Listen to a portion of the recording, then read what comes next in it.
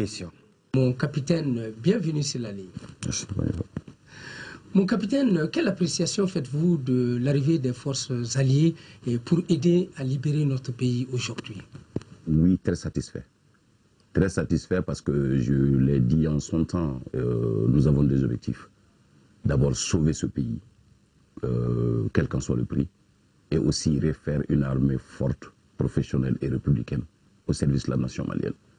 Donc si des amis du Mali, des partenaires du Mali viennent au chevet de cet État qui était presque malade ou incapable d'assumer sa propre défense et suite à la déliquescence de toute une armée, je pense bien que l'intervention est la bienvenue.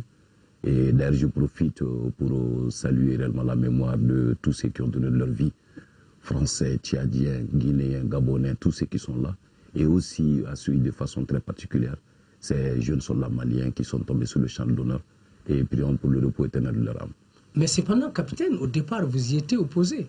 Je n'ai jamais été opposé à une intervention étrangère, mais j'ai tout le temps dit oui à une intervention, mais dans le contexte qu'on veut et là où nous on veut. Qu'est-ce que je veux dire par là? Le Mali avait besoin d'un soutien aérien. La France l'a amené, nous sommes à Kidal, Gao, Tombouctou. Mais n'amenons pas juste des troupes pour le plaisir d'amener, mais amenons ce dont on a besoin et au moins on a besoin. Et quand la France a amené ça, quand les Tchadiens se sont battus corps et âme, voilà ce que le Mali avait besoin et le résultat est ostensible. Eh bien, vous dites Kidal dans vos propos tout de suite, mais les Maliens pensent que les forces armées maliennes ne sont pas à Kidal. Quelle est votre appréciation?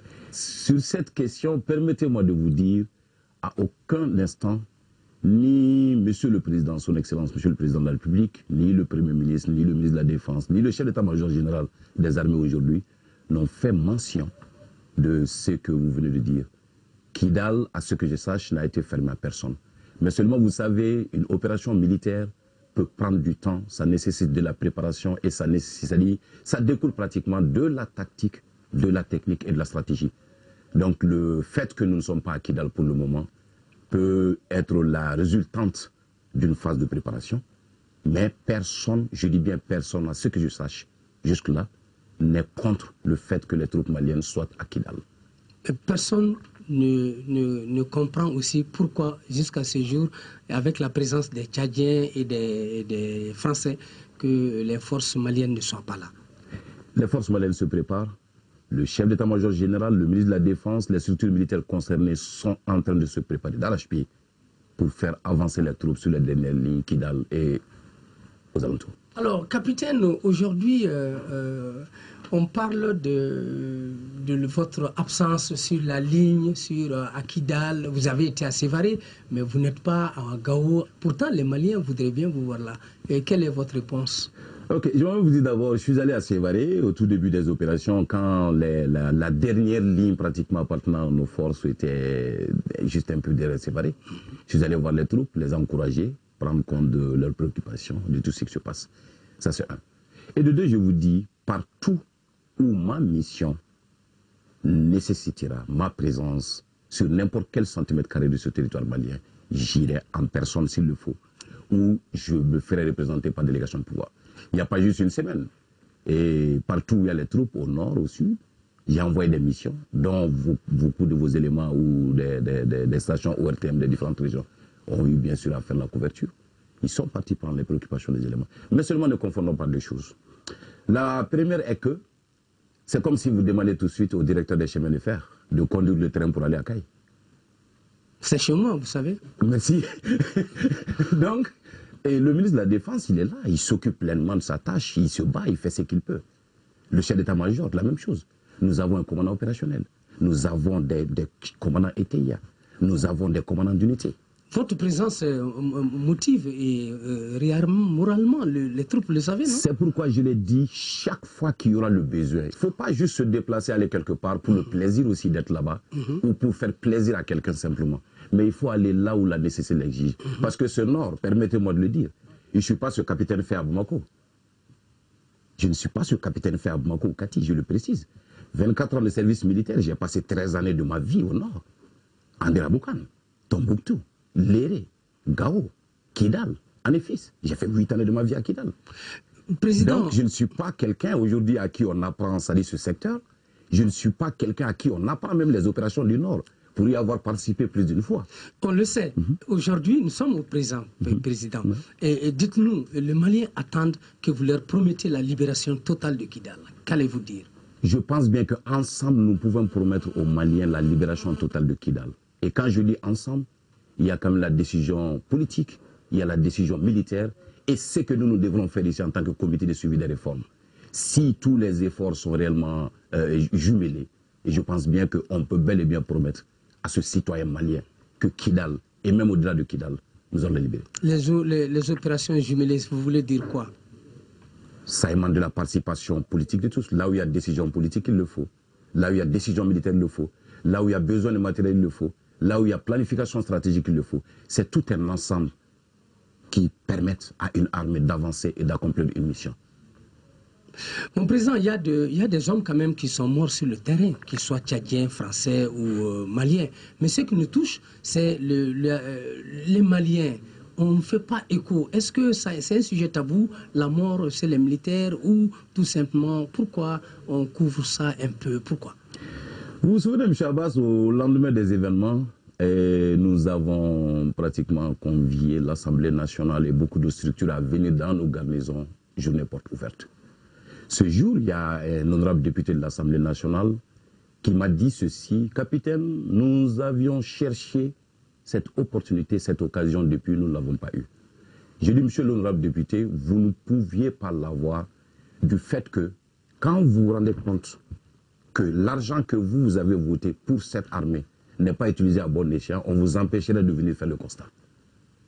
Maintenant, j'ai dit, à partir de l'instant, nous, comité de réforme, nous avons pour mission de changer ce qui n'a pas marché et de projeter ce qui peut être bien pour nos forces armées de sécurité. On ne peut pas comprendre que quelqu'un donne de sa vie pour une nation et que cela passe inaperçu comme un non-événement. C'est incompréhensible. Je me rappelle, Toximène, 54 morts un seul matin, ça n'existe dans aucune archive, à part des messages militaires. Léré, 17, ça n'occupe nulle part. Le cas d'Aguelok, 100, aucun honneur militaire. Est-ce que vous pensez que, primo, ça n'encourage pas l'autre qui doit aller se sacrifier demain? Ça, c'est un. Et de deux, c'est le peuple qui donne de son argent. L'argent du contribuable malien fait entretenir, fait équiper, fait former les forces armées et de sécurité. Mais c'est comme si le médecin ne connaît réellement pas le mal de son patient. C'est pas facile de guérir. Il faudrait que le peuple soit informé au quotidien, au fur et à mesure de chaque soldat, malien ou étranger, tombé sur le champ d'honneur désormais. Et ensuite, prévoir, c'est-à-dire tous les honneurs dus à un soldat qui a donné de sa vie sur le terrain. C'est une façon, on ne pourrait jamais remplacer sa vie, mais quand même ça va être une façon. Prenez l'exemple, va au cimetière d'Arlington. C'est les héros tombés sur le champ d'honneur qui sont là-bas. Vous avez perdu votre parent. Mais c'est une fierté un dimanche de rassembler la famille, d'aller voir ce soldat qui repose dans un endroit réservé aux héros qui ont donné leur vie. Qu'est-ce qui nous empêche? C'est le manque de terrain, non? Il n'y a pas 2 semaines. Son Excellence, Monsieur le Président de la République, on a eu des échanges là-dessus. Et il a émis l'idée, effectivement, trouver un endroit pour faire de ça un cimetière militaire national où reposeront désormais, c'est-à-dire tous ceux qui vont donner leur vie. C'est une petite façon quand même pour nous de leur rendre tous les honneurs dus. Capitaine, la République vient de vous confier la présidence de la réforme de nos forces armées et de sécurité. Comment comptez-vous y prendre? D'abord, la réforme, on ne peut pas se situer en matière de temps. Parce qu'une réforme, pour qu'elle réussisse, ça doit être continu. Mais ce qui est sûr, le temps que nous allons mettre pour diriger d'abord cette entité, il faut placer des grands axes. On peut ne pas tout réaliser tout de suite, mais il faut quand même placer des jalons. À savoir, quels sont les textes de l'armée qui ne marchent pas. À savoir, quelles sont les infrastructures de l'armée qui n'existent pas.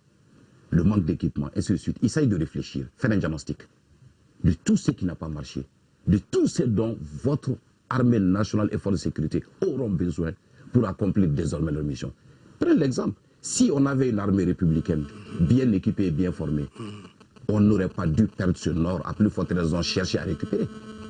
Donc, essayons, c'est-à-dire nous, notre mission, c'est quoi?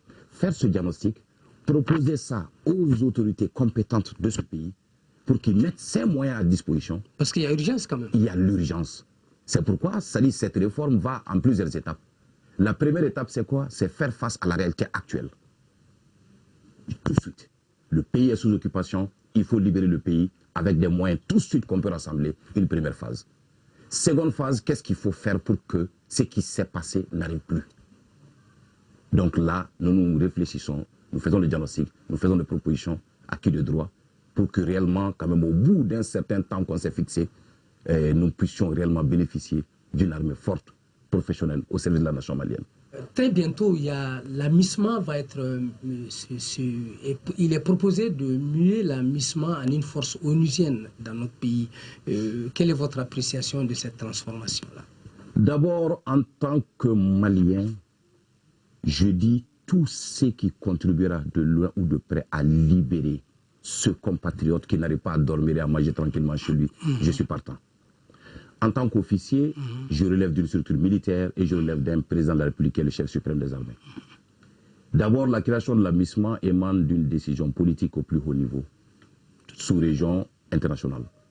Mais au-delà de tout ça, si ça devrait se substituer, si ça devrait combiner en autre chose, et je préfère laisser ça à la décision politique.